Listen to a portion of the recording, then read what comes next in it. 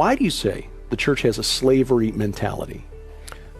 Most of it is because of the 501c3, number one, and two, because they're incorporated. Because the church wants to, you can't govern when you're being governed over. So it's almost like the Israelites. They were being governed over. They were being manipulated, this, that, and the other. Not really our fault. The government, let me explain to you what I mean. I think you understand.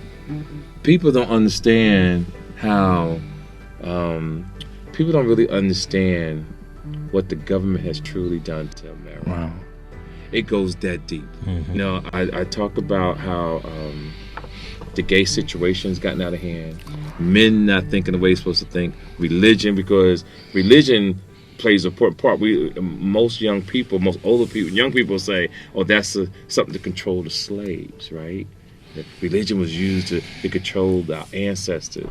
But if we didn't have religion, this world would be even more chaotic. We wouldn't have nothing. So I think a lot of that has to do with when you come out of those programs, underneath the federal government from the 501c3, and you unincorporate, you are now totally free of any of that. So they have a slavery mentality in the sense that they want to be governed over, so to speak. And that's suppressing them as far as and oppressing the people. The Lord showed me it's almost like they're having a demonic portal over the top of them. So it's influencing each ministry and each person in a different way, depending on their spiritual maturity. So it could be, this is why we're seeing such moral issues, the financial corruption going on in the churches. This is why you're seeing people leave, because they're tired of this stuff. But it's that slavery mentality where they want to be governed, basically. They don't want to be the one to rule and reign like God called us to. I was talking earlier about what Lyndon Johnson did in the 50s, and I want to talk about it on your show. See, what most people don't know, when people say that they're gay or choose to be gay. Now tell us who Lyndon B. Johnson is, because a lot of young people don't even know who this guy is. You don't know who the Lyndon Johnson is. I'm smack you in your fucking head. If you're probably under 40 years old, you probably never heard of Lyndon B. Johnson. Isn't that crazy? It is. You know, Lyndon Johnson is the president. I don't know which number, though. I could be honest with you, but I know he was the president of the United States in the 50s. Lyndon Johnson. Yeah. Lyndon Johnson passed a bill that changed the world, and it was called the 501c3. The 501c3. That's the nonprofit bill? It's the nonprofit bill that pastors sign so they wouldn't have to pay taxes on the church. On the buildings, yeah. So they sold souls for lives, right?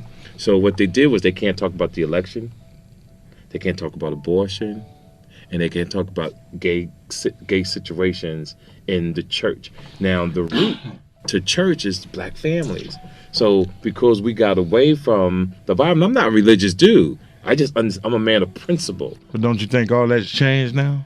No, I'm saying they out here doing what they want to do. Exactly. Nobody's respecting, nobody has morals, nobody has principles anymore. Just about the money. It's just about the money. Just about the money. And it's going to blow eventually. Everything comes to a head. 95% of our churches right now, that's our best guess, we don't have exact numbers, are under that 501c3 or are incorporated, this, that, and the other. They're in covenant with Baal. That is a covenant with the kingdom of darkness, basically. They entered into it. They took a bribe from 1954 and entered into a covenant. And, you know, the Bible talks about where you take a bribe, it blinds the eyes of the wise and perverts the words of the righteous. So when you do that, this is why we're seeing so many people in the churches right now blinded. They can't see what's going on, whether it's with Trump, whether it's with their own church, their own life situations, whatever the case may be. You can go listen to a message. 70% of the message may be right on, but it is perverting the words. It's that other 30% that's going to get you in trouble.